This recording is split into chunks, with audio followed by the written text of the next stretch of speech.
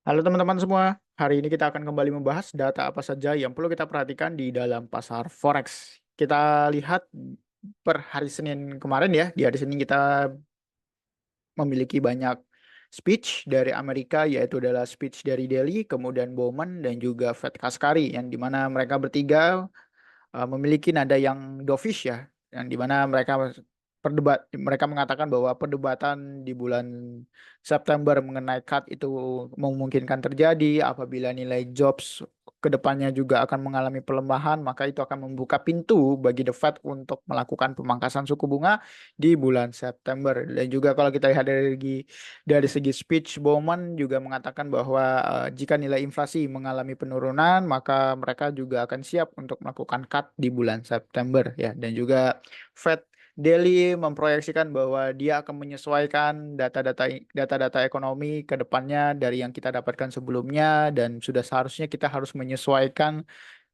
ke depannya, dan berbagai macam-macam pelontaran yang cukup dovish, tidak terlalu agresif ya, yang dimana dari Bowman dan juga Kaskari yang dinilai sebagai seorang hawkers, mereka saat ini sudah berubah haluannya menjadi seorang dovish.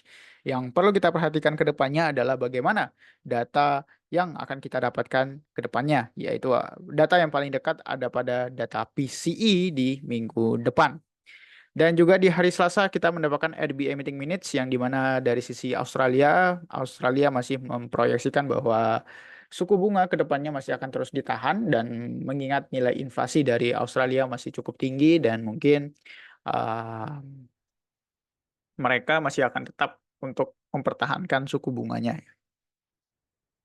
Dan juga kalau kita lihat dari sisi Eropa, di sini Eropa inflasinya masih mengalami peningkatan dari nilai sebelumnya, dan juga inflasi rate year on year dari Kanada juga di sini mengalami penurunan, namun dari segi month over month masih mengalami peningkatan ya. Ya, apakah data inflasi yang kita dapatkan di hari ini mencirikan Eropa dan Kanada untuk tidak memangkas suku bunganya untuk kedua kalinya?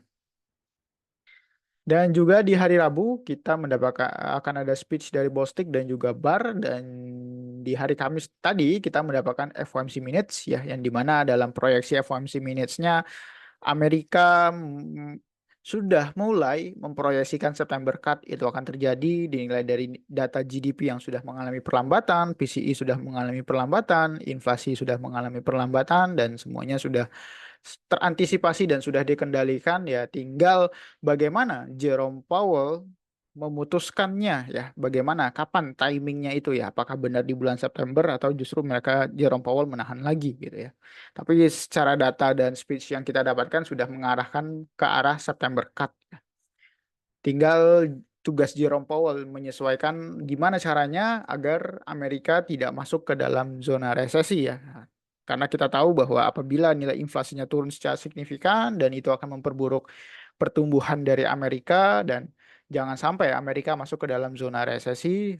Apabila zona resesi terjadi kembali, mungkin pasar equities akan kembali drop kembali ya. Dan ditutup hari Jumat akan ada inflasi rate dari Jepang dan juga speech dari Jerome Powell di hari Jumat, kemudian Bailey dan juga speech dari Ueda, dan ditutup oleh Jackson Hole Symposium.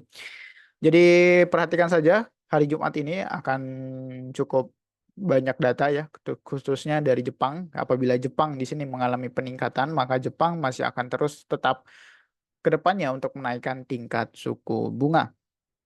Dan ini beberapa kesimpulan yang bisa teman-teman baca dari sisi headline FOMC, yang dimana telah diringkas oleh Lev Squawk, yang dimana vast majority saw September cut as likely appropriate ya.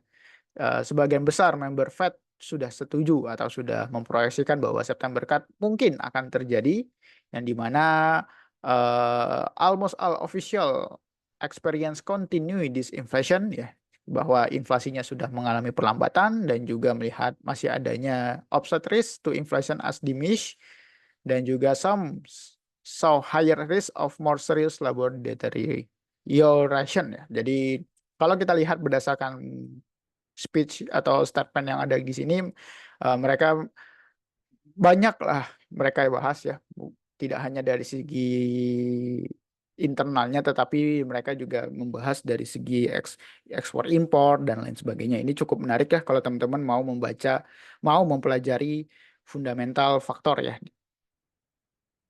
Kurang lebih seperti itu.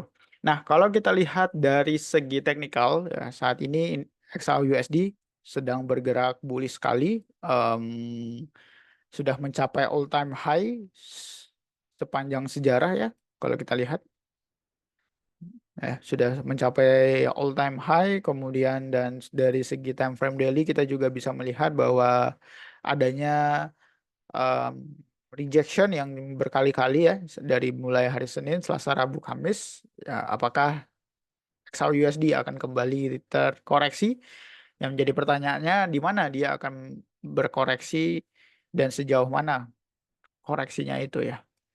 Kalau saya melihat dari segi teknikal, mungkin ini tidak cukup menarik untuk kita melakukan trade ya. Dan juga beberapa posisi kita dimulai dari Australian USD ya. Saat ini Australian USD masih bergerak sideways ya, ada rejection dan apabila nanti di hari Jumat Jerome Powell mengatakan nada yang dovish, mungkin Australia dolar akan mengalami penguatan ya. Ya, kalau saat ini ya biarkan saja SL plus. Dan juga kita lihat di Euro USD ya, semuanya sudah bergerak sesuai dengan forecast, bahkan harga melebihi dari target dan sudah mencapai ke targetnya itu di 2020 open ya. Nah, untuk kasus seperti ini apakah kita akan melakukan buy kembali ya, tunggu dulu ya, jangan langsung buy-buy saja. Kalau teman-teman bisa lihat dari sini ke sini kan kita sudah mencapai 300 200 pips ya kemarin itu ya. Ya kalau misalkan sampai di 2020 open ya sudah nggak apa-apa. Tapi ya market tidak akan bergerak lurus seperti ini ya. Tapi kita lihat dulu data PCE di minggu depan dan juga data PCE. Dan juga data non-farm payroll di bulan September. Jadi silahkan yang sudah menikmati profitnya, silahkan di WD atau di compounding gitu ya. Dan juga USD Jepang Yen, saat ini USD Jepang Yen masih berkonsolidasi ya. Setelah kita melakukan sell di area sini, ya saya melakukan sell di area situ. Oke, sebentar saya ubah dulu. Oke, kalau kita lihat dari segi teknikal, sebenarnya ini sudah break and retest ya. Namun harga masih mengalami peningkatan. Kalau secara structure ini sudah valid membuat lower low dan dia masih bergerak retrace ya. Kalau proyeksi saya, inflasi Jepang akan masih mengalami peningkatan dan juga didukung oleh dolar yang melemah sampai saat ini ya. Dan belum ada data-data yang mencirikan dolar akan kembali menguat. Kecuali Jerome Powell di Jackson Hole mengatakan yang hawkers. Itu sesuatu yang tidak bisa kita hindari ya. Dan juga kita lihat dari pound sterling USD ya. Oke, pound sterling USD sudah hit TP hampir 300 pips, kalau misalkan sampai atas ini udah hampir 400 pips. Congrats buat teman-teman semuanya. Kita sudah mencapai level target yang maksimal. Ya sebenarnya kalau mau maksimalnya itu ya terus aja sampai ke atas gitu ya. Tapi kan kita tidak bisa seperti itu ya. Kita harus melihat reaksi by reaksinya gitu ya. Jadi ini membuktikan kepada kita bahwa swing trader itu tidak harus menunggu posisi sampai 1 bulan 2 bulan ya.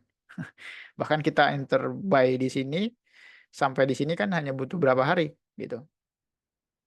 Dari tanggal 8 ya berarti 2 minggu doang gitu kan.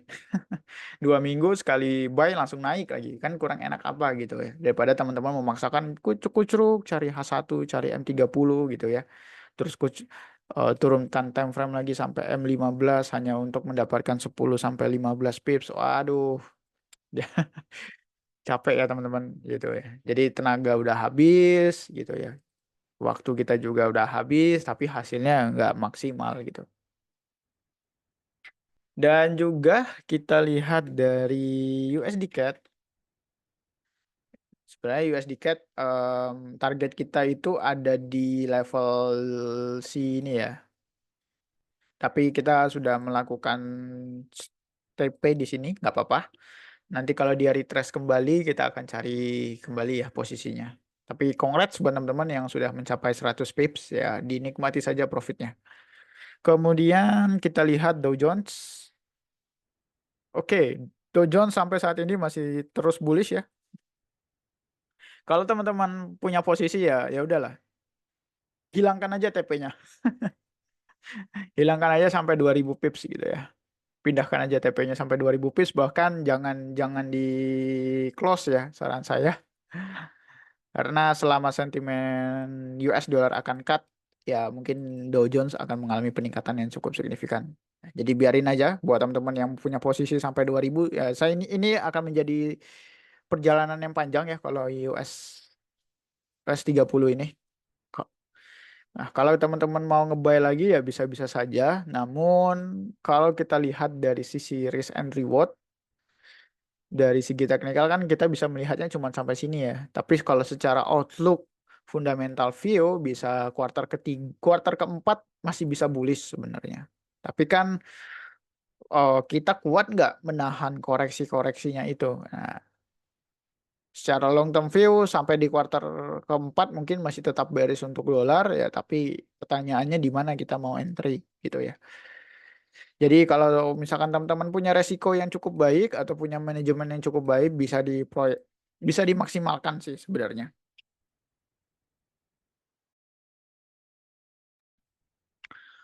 Oke, itu untuk Dow Jones. Apalagi ya? Oke, GBP Jepang Yen saat ini masih bergerak bullish. Kalau misalkan teman-teman mau nge-buy lagi, tapi melihat kondisi Jepang yang akan menaikkan tingkat suku bunga, ya kita nggak tahu ya. Apakah inflasi dari Jepang mengalami peningkatan atau justru mengalami penurunan? Tapi kalau secara teknikal, GBP Jepang Yen ini juga bagus kalau bagi saya ya. Kenapa? Karena secara structure ini masih membentuk sebuah bullish trend. Higher high, higher low, higher high, higher low, higher high, higher low, higher high, konsolidasi, dan higher high. Dan kalau kita lihat berdasar konsolidasinya, ini juga membentuk sebuah pattern ya, pattern flag atau apapun yang teman-teman lihat ya. Tapi ya ini cukup baik untuk bisa kita melakukan buy ya, yang dimana mengingat pound sterling juga masih hawkers ya, nilai inflasinya juga masih tinggi. Dan apakah penguatan ini didongkrak oleh penguatan dari pound sterling atau justru hanya Jepang Yennya tidak terlalu signifikan gitu ya, misal bisa saja ya. Jadi saya coba enter di GBP Jepang Yen juga deh. Saya enter lagi.